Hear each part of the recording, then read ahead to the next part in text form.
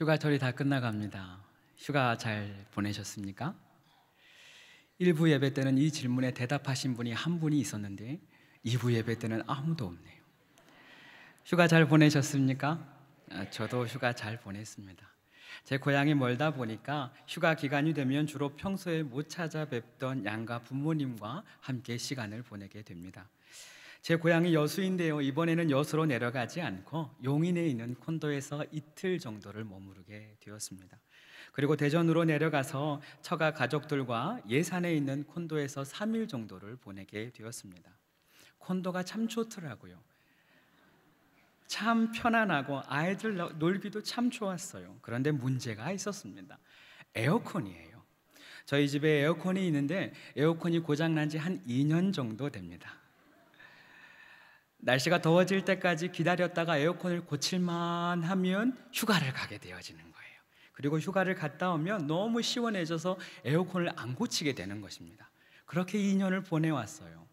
그러다가 에어컨 바람이 자꾸 나오는 그 콘도에 머물다 보니까 제 비염이 점점 심해지는 겁니다. 냉방병 증상처럼 콧물이 자꾸 나고 열이 나고 참 많이 고생했어요. 주사를 맞고 약을 먹어도 도무지 낫지를 않는 거예요. 그런데 참 신기하지요. 집에 딱 도착하자마자 씻은 듯이 사라지더라고요. 콧물이 그치고 언제 그랬냐는 듯이 건강해졌어요. 옛말에 집 떠나면 고생이다 라고 했더니 제가 딱 그 모양이었습니다. 아무리 좋은 곳이라도 그 자리가 내 자리가 아니면 불편하지요.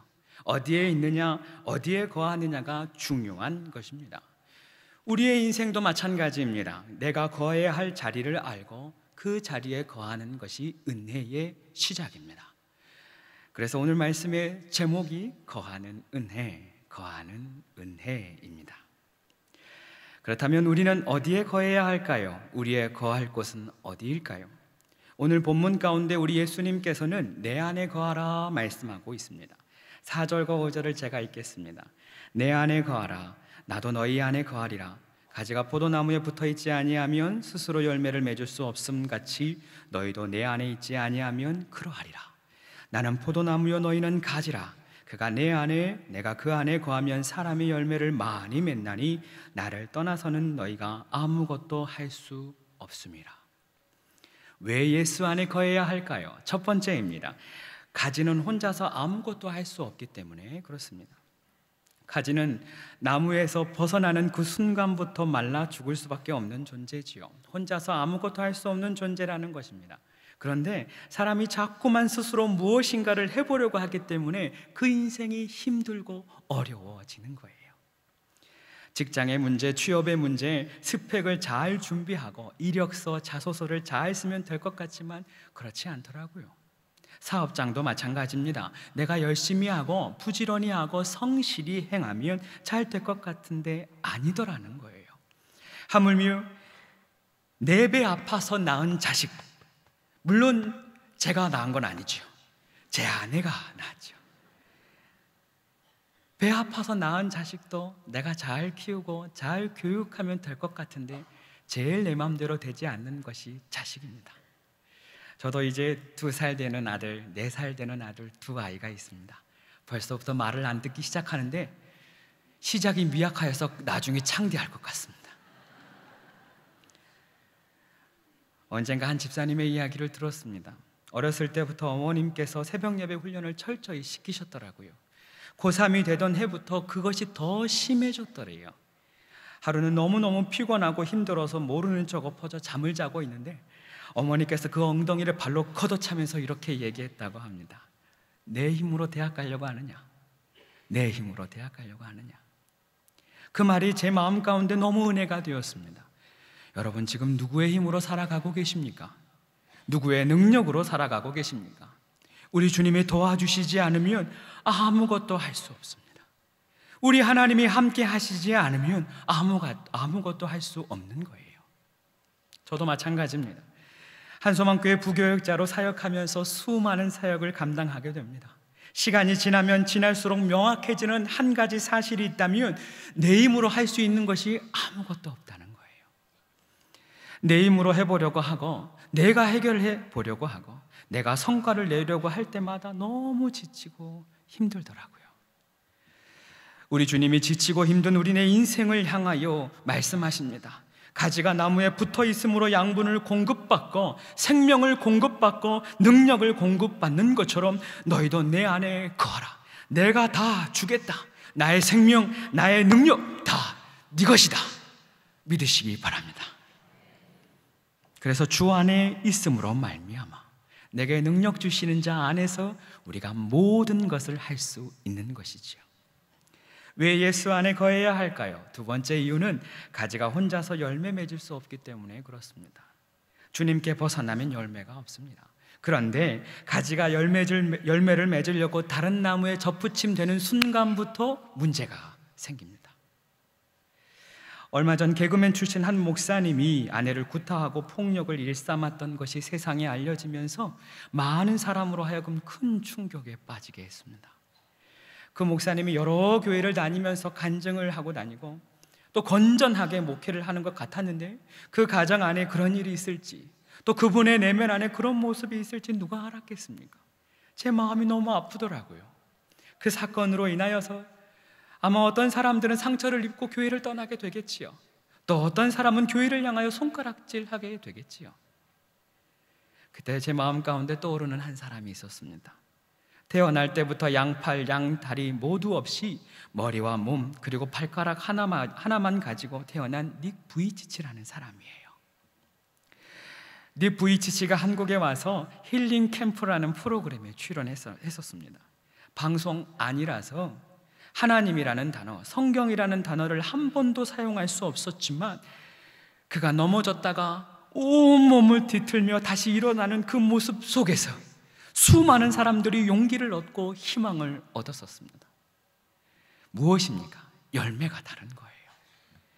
세상이라는 나무에 붙어 있으면 아무리 교회 다니고 신앙생활 잘 하여도 그 열매가 세상의 열매인 것입니다. 사망의 열매, 미움의 열매, 시기와 질투, 불안함과 초조함의 열매가 내 삶을 지배하게 되는 것입니다. 반면에 예수나무에 붙어 있으면 아무리 험악한 세상 속일지라도 예수의 열매, 생명의 열매, 희망과 소망의 열매를 맺게 되는 줄로 믿습니다. 사랑하는 성도 여러분, 이제까지 어떤 열매를 맺고 사셨습니까? 혹여나 이제까지 열매 없고 응답 없는 삶을 사시는 분들이 있지는 않습니까? 세상에서 열매를 구하다가 실패하고 낙심한 분들이 이곳에 있지는 않습니까? 인생의 열매가 너무도 쓰고 고달파서 힘들어 하시는 분이 계시지는 않습니까? 예수 안에 거하시기 바랍니다. 예수에게로 달려가시기를 바랍니다. 예수 안에 모든 것이 다 있습니다. 그래서 7절에 이렇게 예수님께서 말씀하시는 겁니다. 너희가 내 안에 거하고 내 말이 너희 안에 거하면 무엇이든지 원하는 대로 구하라. 그리하면 이루리라.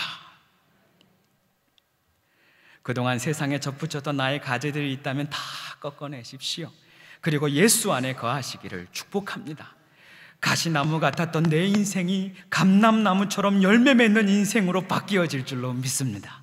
쓴바귀처럼 쓰디쓴 내 인생이 백합화처럼 아름답게 꽃필 줄로 믿습니다. 이어 우리 예수님은 한 발자국 더 나아가서 내 사랑 안에 거하라, 내 사랑 안에 거하라 말씀하십니다. 9절의 말씀입니다. 아버지께서 나를 사랑한 것 같이 나도 너희를 사랑하였으니 나의 사랑 안에 거하라. 여러분, 사랑이 무엇일까요?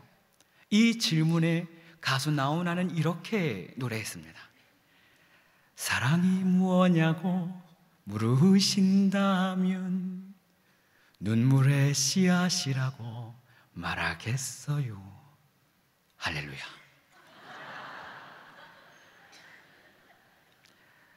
사랑은 눈물의 씨앗이래요. 그래서 그런지 몰라도 성경을 살펴보면 우리 하나님이 그 사랑 때문에 너무 아파하시고 눈물 흘리시는 장면을 쉽게 찾아볼 수가 있습니다. 하나님이 말씀으로 이 세상을 창조하시고 좋았더라 라고 말씀하십니다. 그리고 사람을 지으시고 참 좋았더라 라고 말씀하셔요. 이 참 좋았더라 라는 표현이 우리 피부에 잘 와닿지 않는데요, 지금 우리 표현으로 보면 너무 좋았더라, 대박이었더라, 우리 전라도식, 제 고향의 전라도식으로 말하면 오지게 좋았더라, 그렇게 표현할 수 있을 것 같아요. 왜 그렇게 좋으셨을까요? 하나님이 사랑 그 자체이기 때문에 그렇습니다. 사랑에는 조건이 필요해요. 사랑할 대상이 필요한 것이죠. 사랑이었던 하나님께서 드디어 사랑할 대상을 만나게 되는 것입니다. 그때부터 사람과 하나님 사이의 아름다운 사랑의 이야기가 시작되는 것이죠. 이스라엘이 하나님의 인도함을 따라서, 하나님의 이끌림을 따라서 그 명령을 잘 준행하며 이스라엘의 큰 축복을 받습니다. 그리고 큰 나라로 하나님께서 세워주시죠. 그런데 문제가 생깁니다. 하나님이 너무 사랑했던 그 신부된 이스라엘이 그 사랑을 모른 채 하기 시작하는 것입니다. 그 사랑을 버려버리고 다른 곳을 바라보고 우상을 섬기고 이방신을 사랑하기 시작하는 거예요. 하나님을 떠나서는 죽을 수밖에 없는 백성들인데 그것을 알지 못한 채, 아니 그것을 알고도 방황하기 시작하는 것입니다. 그때부터 우리 하나님의 눈물이 시작됩니다. 통곡의 외침이 시작됩니다. 돌아오라, 돌아오라 아무리 외쳐도 돌아오는 것은 허공 속의 메아리 뿐입니다. 구약의 마지막은 말라기이지요. 그 말라기의 시작이 이러합니다. 하나님의 백성들을 향하여 이렇게 말씀하십니다. 내가 너를 사랑하였다. 내가 너희를 사랑하였노라. 그 말에 백성들이 이렇게 오히려 반문합니다. 주께서 어떻게 우리를 사랑하셨나이까? 주께서 어떻게 우리를 사랑하셨나이까? 그 반문 앞에 우리 하나님은 침묵하십니다. 그렇게 침묵의 300년의 시간이 지나버리는 것입니다. 그리고 우리 하나님이 이 땅에 친히 오십니다. 이 땅에 사람으로 오셔서 십자가를 지십니다. 모진 골고다 언덕길을 잠잠히 오르십니다. 우리가 부르는 찬양의 고백처럼 나를 위해 험한 산길 오르신 그 발, 걸음마다 크신 사랑 새겨놓았네. 주님이 그 사랑의 발자국으로 한 걸음 한 걸음 올라가십니다. 사랑하는 성도 여러분, 인생길이 힘들다고 하여서 그 사랑이 어찌 없다고 하겠습니까? 내 뜻대로 내 기도가 응답되지 않는다고 하여서 그 크신 하나님의 사랑을 어찌 없다고 할 수 있겠습니까? 인생의 고난이 힘겨워 기도해도 되지 않는다고 하여서 어떻게 그 사랑을 외면할 수 있겠습니까? 우리 하나님이 우리를 향하여 말씀하십니다.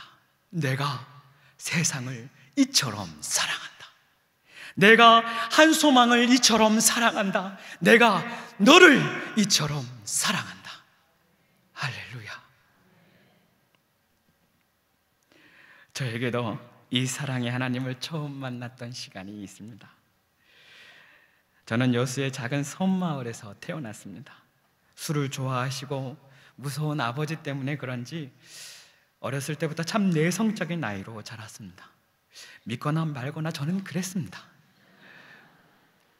중학교 시절 내성적인 아이가 도시로 전학 오면서 너무도 힘든 시기를 보내게 됩니다.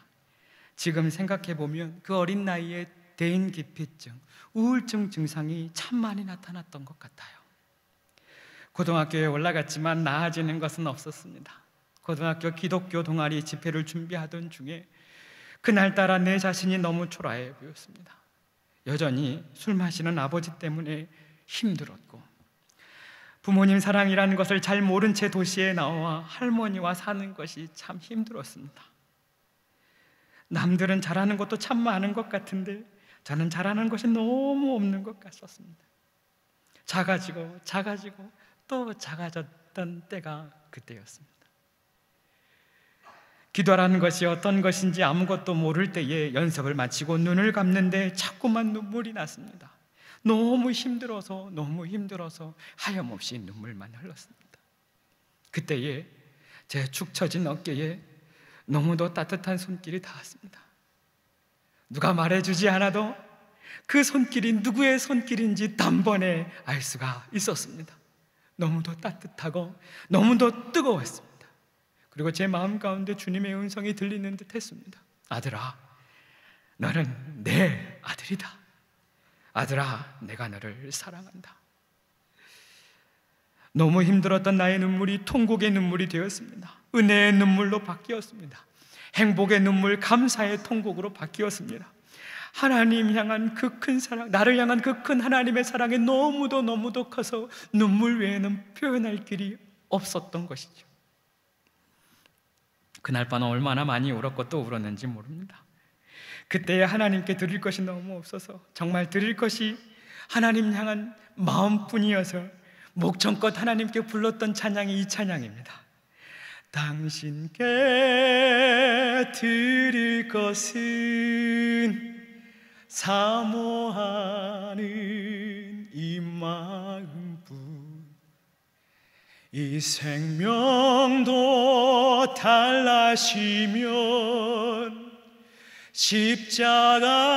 십자가에 놓겠으니 허울 뿐인 육신 속에 참빛을 신게 하시고 가시뿐인 세상 속에 미랄로 썩게 하소서.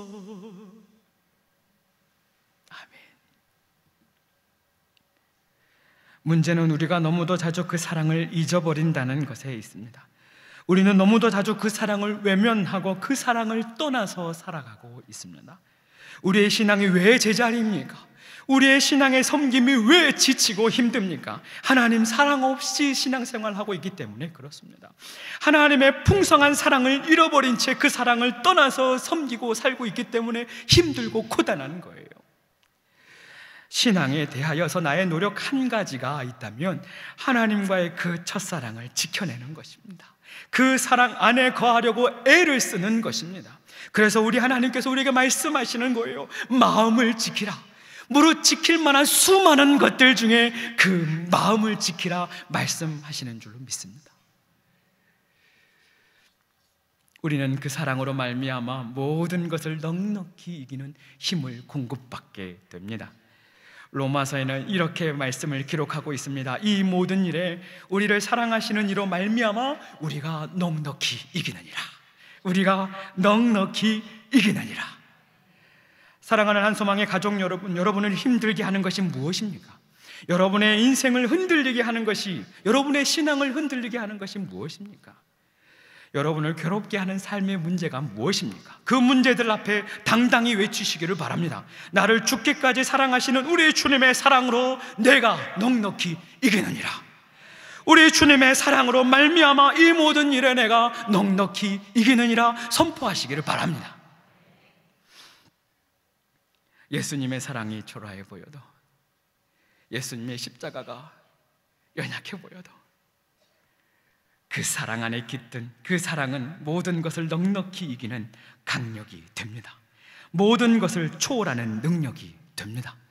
그 사랑 안에 거하시기를 축복합니다. 그 사랑 안에서 떠나지 않으시기를 축복합니다. 그렇다면 어떻게 그 사랑 안에 거할 수 있을까요? 10절의 말씀을 제가 읽겠습니다. 내가 아버지의 계명을 지켜 그 사랑 안에 거하는 것 같이 너희도 그 계명을 지키면 내 사랑 안에 거하리라. 계명을 지킴으로 주님의 사랑 안에 거할 수 있다는 것입니다. 그렇다면 그 계명이 무엇일까요? 12절 말씀입니다. 내 계명은 곧 내가 너희를 사랑한 것 같이 너희도 서로 사랑하라 하는 이것이니라. 너희도 서로 사랑하라. 다시 말해 우리가 서로 사랑할 때, 우리가 뜨겁게 사랑할 때 우리가 하나님 사랑 안에 거하게 된다는 것입니다. 사랑하는 한소망의 성도 여러분, 서로 사랑하시기를 바랍니다. 말로만 사랑하지 마시고 행함으로 사랑하시기를 바랍니다. 주님이 우리를 죽기까지 사랑하신 그 사랑으로 서로 사랑하기를 소망해 봅니다. 초대교회가 세상을 감동시키고 칭찬을 받았던 이유가 무엇입니까? 그들 가운데 그 사랑의 나눔이 있었기 때문에 그렇습니다. 초대교회는 먼저 공동체 안에서 서로를 뜨겁게 사랑했습니다. 자원하는 마음으로 자신의 것을 통용하고 가진 것을 서로 나누고 팔아서 공동체를 섬겼습니다. 그 사랑으로 교회의 공동체가 사랑의 공동체가 되어지고 가족의 공동체가 되어지는 것입니다. 또한 초대교회는 주위의 연약한 자, 소외된 자들을 사랑으로 섬겼습니다. 그들이 세상을 섬김으로 말미암아 세상이 교회를 통하여 하나님을 보게 되는 것입니다. 마찬가지로 저와 우리 한소망의 모든 공동체가 그런 초대교회처럼 사랑의 공동체, 서로 사랑하기 힘쓰는 가족 공동체가 되기를 간절히 소망합니다. 그것을 위하여서 먼저는 우리가 교회 안에서 서로 사랑의 교제를 나누어야 합니다. 바라기는 오늘 예배를 마치고 돌아가실 때에 교회 엘리베이터 안에서 몇 층 내려가는지 숫자만 쳐다보고 있지 않기를 원합니다. 사랑하는 내 형제, 내 자매를 바라보고 서로 사랑의 나눔을 하십시오. 몇 속인지 물어보시고 사랑의 교제를 나누십시오. 그러다가 몇 속인지 말 못하는 사람이 있으면 그건 대박이에요. 그 사람을 잘 섬겨서 사랑의 열매를 거두시면 됩니다. 또한 우리는 가정 안에서 서로 사랑해야 합니다. 서로 사랑해서 정말 죽을 것 같아서, 같이 있지 않으면 죽을 것 같아서 결혼하여서 사는 가정인데 세월이 지나 보니까 그 사랑이 원수로 변합니다. 서로 사랑하기가 너무 힘들어집니다. 한 부부에게 물었다고 합니다. 힘든 일이 있을 때 당신들은 어떻게 하십니까? 남편이 먼저 대답합니다. 저는 힘든 일이 있을 때 지갑을 꺼냅니다. 그리고 지갑 속에 아내 사진을 꺼냅니다. 그 아내 사진을 바라보며 제 마음 가운데 이렇게 얘기하지요. 내가 이 여자하고도 사는데 견디지 못할 게 무엇이 있을까? 그 대답을 들었던 아내도 마찬가지로 대답합니다. 저도 힘들 때 지갑을 꺼냅니다. 지갑 안에 있는 내 남편의 사진을 바라봅니다. 그리고 이렇게 제 마음 가운데 말하지요. 내가 이놈도 사람 만들었는데 못할 게 무엇이 있으랴? 언제부턴가 남편과 아내가 사랑의 대상이 아니라 인내의 대상, 연단의 대상이 되어버렸어요. 우스갯소리로 제가 했지만 제 마음이 참 아팠어요. 그런 분들이 집에 가면 꼭 그렇게 이야기합니다. 네가 먼저 사랑해라. 네가 먼저 사랑하면 내가 사랑해 줄게. 잘은 모르지만 그렇게 될 것을 우리 주님이 먼저 아시고 네가 먼저 사랑해라 라고 하지 아니하고 서로 사랑해라, 서로 사랑해라 라고 말씀하셨나 봅니다. 오늘이 가기 전에 그 사랑을 확인하시고 표현하시기를 간절히 부탁드립니다.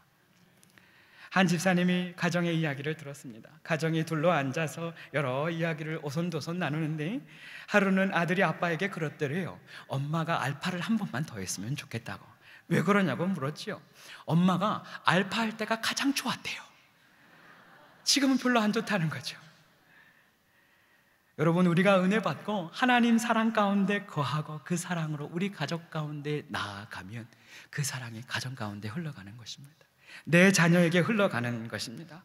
우리가 하나님의 사랑을 한아름 안고 가정에 가면 그 사랑으로 말미암아 가정이 변화되어지고 우리 공동체가 변화되어지는 줄로 믿습니다. 무엇보다 서로 사랑할 수 있는 가장 좋은 공동체는 목장 공동체지요. 목장 안에서 서로 사랑하시기를 바랍니다. 목장 안에서 미지근하게 사랑하지 마시고 뜨겁게 사랑하시기를 바랍니다. 얼마 전 번성한 목장을 대신방하며 한 가정을 신방한 일이 있었습니다. 목장 가족들이 저마다 하는 말이 그렇습니다. 사실 살아가기가 너무 힘들었는데 목장에서 살아갈 힘을 얻었다고. 정말 하염없이 울고 싶어도 세상 어디에도 울 곳이 없어서 답답했는데 목장 안에서 마음껏 울 수 있어서 너무 행복하다고. 답답하기만 했던 내 삶이 목장 안에서 목자의 사랑 때문에 목원들이 서로 사랑함으로 삶이 너무 행복하다고. 심지어는 목장이 아니었으면 본인은 죽었을 거라고 고백하는 분도 만났습니다. 한 분 한 분의 고백을 들으며 얼마나 눈물이 났는지 모릅니다. 그런 목장을 보면 목원들이 그 목장 예배가 너무너무 좋아서 너무너무 행복해서 자꾸만 그 목장 가운데 사람을 데리고 옵니다. 그런데 그 사람들이 자기보다 힘든 사람들, 용기가 필요한 사람들, 홀로 외로이 울고 있는 사람들을 자꾸만 데려오는 거예요. 그런데 참 신기하죠. 그러한 분들이 목장 안에 들어가기만 하면 놀라운 변화가 일어나는 것입니다. 다시 살아나기 시작하는 것입니다. 한 목자님의 표현으로 죽어서 들어왔다가 살아서 나가는 그러한 역사가 일어나는 것입니다. 그것이 바로 서로 사랑함의 힘, 서로 사랑함의 기적, 서로 사랑함의 능력인 줄로 믿습니다. 사랑의 원자탄 손양원 목사님을 기억하십니까? 여수 애양원에서 한센스병 환자들을 섬기면서 그들의 피고름을 입으로 빨아내며 사랑으로 그들을 치유하셨던 목사님이시죠. 손양원 목사님의 한 분의 사랑의 섬김으로 지옥 같았던 나 환자촌이 천국촌으로 바뀌어졌습니다. 비록 두 아들을 잃었지만 자신의 아들을 죽인 그 청년을 양자로 삼아서 그 영혼을 변화시킵니다. 목사님의 사랑의 폭발성이 너무도 강하여서 그 사랑을 사랑의 원자탄이라고 부르나 봅니다. 마찬가지로 하나님은 저와 여러분이 사랑의 원자탄이 되기를 간절히 소망하고 계십니다. 하나님의 사랑을 가득 담아서 가정으로, 목장으로, 삶의 현장으로 나아가셔서 하나님의 사랑을 그곳에서 마음껏 폭발시키시기를 간절히 부탁드립니다. 우리가 주님의 사랑으로 힘써 사랑할 때 하나님의 기적의 역사가 우리 가운데 일어나게 될 줄로 믿습니다. 하나님의 만지심의 역사가, 치유의 역사가 우리 가운데 일어나게 될 줄로 믿습니다. 말씀을 준비하며 영화의 한 장면이 생각났습니다. 그 장면을 나누며 말씀을 마무리하고 싶습니다. 닮아야 놀자라는 영화입니다. 한 옵소를 두고 싸움을 하던 두 조직이 있었지요. 한 조직이 다른 조직의 기습을 받아서 산속에 있는 절로 도망하게 됩니다. 교회로 가야지 왜 절로 갔는지 아직도 이해가 잘 안 돼요. 그곳에 며칠간 숨어 지내고 싶은데 절에 있던 스님들이 그것을 찬성할 리가 없지요. 그래서 그 스님들과 조직원들의 한판 승부가 시작됩니다. 엎치락 뒤치락 하다가 결국에는 무승부가 되었어요. 이제 마지막 미션이 시작이 됩니다. 누가 더 깨어진 항아리에 물을 가득 채우느냐라는 거였어요. 물 빠진 독에 물 붓기지요. 아무리 애를 써도 그 밑빠진 독에 물을 채울 수가 없는 거예요. 고생하다가 조직원의 보스 박신양이 그 밑빠진 독을 들고 연못으로 뛰기 시작합니다. 그리고 그 물속을 향하여 밑빠진 독을 냅다 던져버리는 거예요. 그 밑빠진 독이 물이 충만하여지기 시작합니다. 가득 차더니 이내 넘쳤습니다. 제 안에 큰 깨달음과 감동이 있었습니다. 내어 던지면 되는 거였어요. 하나님께 내 인생을 내어 던지면 되는 거였어요. 혹시 우리 가운데 깨어진 항아리처럼 아무리 물을 채워도 공허하고 허망한 삶을 살고 계신 분이 있지는 않습니까? 애를 쓰는데 깨어진 항아리처럼 자꾸만 제자리 인생을 살고 계시는 분이 있지는 않습니까? 내 인생은 이미 깨어져 버렸다고, 나는 희망이 없다고 낙심하고 포기하는 삶을 살고 계신 분이 있지는 않습니까?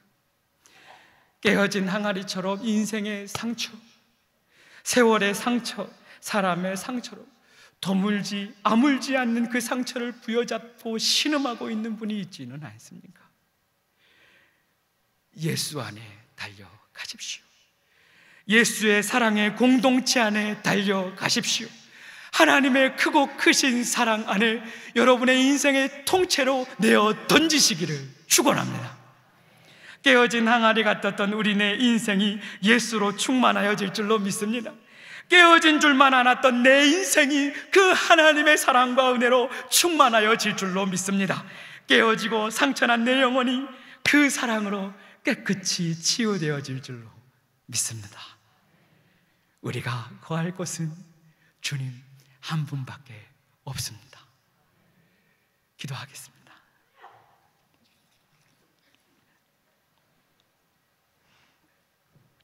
하나님 아버지 감사합니다. 연약하고 부족한 우리를 오늘도 하나님 전으로 부르시사 예배 가운데 깨달음이 있게 하여 주시고 내 마음에 감동이 있게 하여 주시니 감사합니다.